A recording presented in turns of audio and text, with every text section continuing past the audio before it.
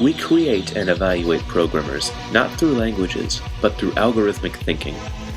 Any programmer can understand languages. A great programmer understands algorithms.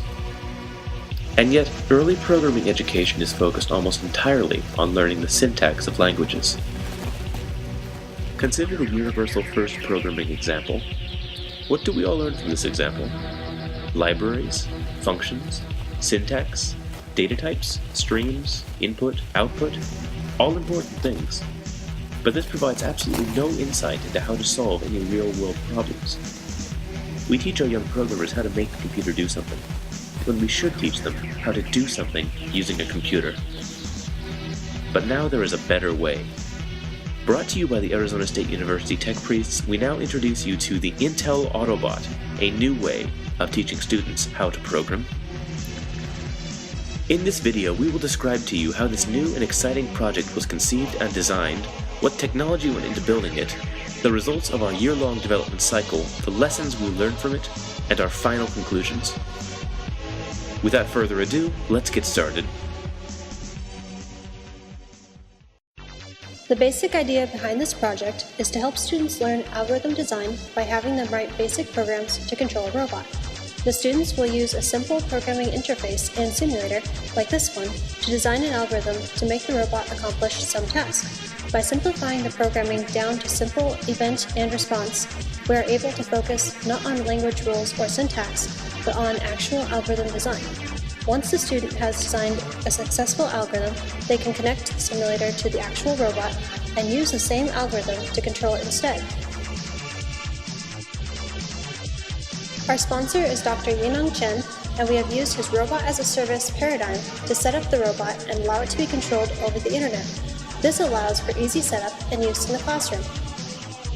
Here's how it works. We have certain services that encapsulate robot functionality and live on the robot.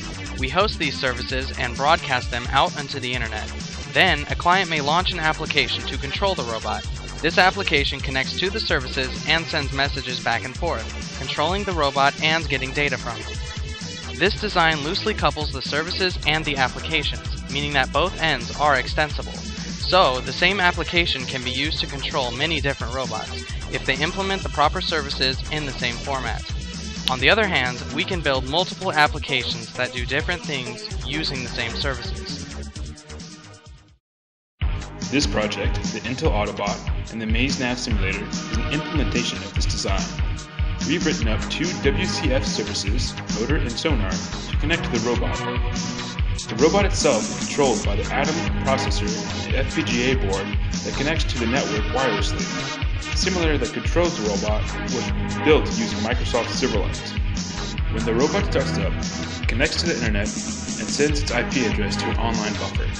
When the application wants to connect to the robot, it takes the IP from the buffer and uses it to connect to the robot services. However, this causes considerable latency.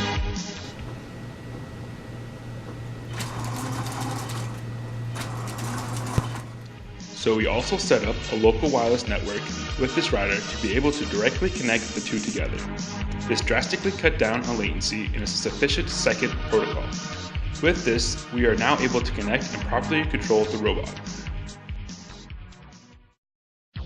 The system was impressive enough for our team to be selected to participate with 29 other teams in the 2013 Intel Cornell Cup competition, which was held in Orlando, Florida.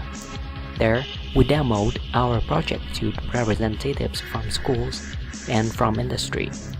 Everyone we spoke to at Cornell was very excited about our project. Our project was not selected for an award in the competition. However, the conversations and connections we made there have given us ideas and opportunities to continue to move this project forward. In particular, we were fortunate enough to speak to the manager of the Phoenix-based engineering program for underprivileged girls, and she was very excited about our concept and has invited us to integrate our system into her program. This project, due to its use of the Robot as a Service architecture, is one with near infinite potential for further development, and a great cause underpinning it all. Our team has learned many lessons from its development and look forward to taking it further in the future. This project will not end here. In fact, I have decided to continue development of this project as my master's thesis. We would like to thank Dr. Callis for getting us started on this project, and Garrett Drown for developing the first iteration of the simulator. Finally, we would like to thank Dr. Chen for his total support and advice throughout this project. We most certainly could not have gone this far without you, and the opportunities you have provided cannot be overstated. Thank you.